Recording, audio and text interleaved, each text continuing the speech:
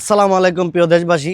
আমার পিছনে দেখতে পাচ্ছেন শহীদ আবু সাইদ রাফিন। এই আবু সাইদ রাফিন কিন্তু গত সপ্তাহে আলামিন স্কুল থেকে বের হওয়ার পরেই একটা ভ্যানগাড়ির সাথে ধাক্কা লেগেই তাকে চাপা লেগে সে মারা যায়। ইন্না লিল্লাহি ওয়া ইন্না ইলাইহি রাজিউন। আবু সাইদের সেই রক্ত কিন্তু আজও আমাদের চোখের সামনে। চলুন আজকে তার রক্ত সরাসরি দেখাবো। তো শহীদ আবু সাইদ রাফিন কিন্তু আমাদের মাঝে নাই, তার শরীরের রক্ত কিন্তু এই দেওয়ালে লেগে আছে। তার শরীরের রক্ত কিন্তু আমাদের চোখের সামনে এখনো ভাসে।